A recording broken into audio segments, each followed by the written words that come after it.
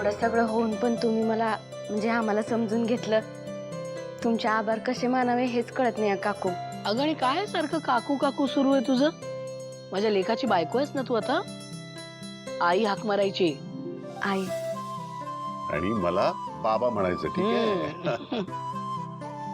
आणि हो, मी धाकटी जाऊ बरं का. म्हणजे वेंकी दादा भावंडांमध्ये सगळ्यात मोठे भाऊ आहेत याचा अर्थ आरती वहिनी सगळ्यात मोठी वहिनी झाल्या ना. अगो बाई काय शोध लागला बघा आपल्या सिंचनाला. वेंकी, आरती, आजपासून तुमच्या नव्या आयुष्याला सुरुवात होते. आमचे खूप खूप आशीर्वाद आहेत तुमच्या पाठीशी.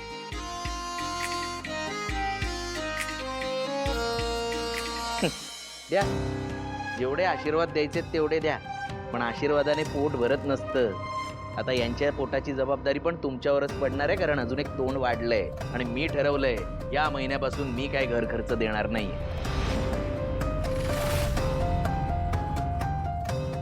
काय बोलताय? ए, तू गप्प बस. इथे मरमर करतो मी, बाहेर जाऊन नोकरी करतो, पैसे आणतो मी, इतकी वर्ष पैसे कमवतोय, हा इथे इतकी वर्ष फुकटचं गिळतोय, राहतोय, तरी गप्प बसलो होतो. आता हा लग्न करून या बायकोला इथे राहायला घेऊन आलाय, तर या दोघांना काय आपण पोसायचं? हट, मला नाही जमणार. संतोष, माफ करा दादा, या घरात आत्ताच आली, लहान तोंडी मोठा घास घेते. पण तुम्ही सारखं सारखं व्यंकीला आईत खाऊ, फुकट खाऊ असं का म्हणताय? नाही म्हणजे मला मान्य आहे तो आधी पैसा कमवत नव्हता, पण जेव्हापासून त्याला जाणीव झालीये तेव्हापासून पडेल ते काम करतोयच की, आणि पैसे कमवतोय, आणि तो घर खर्चाला पण पैसे देतोय. मग असं कशाला बोलताय त्याला?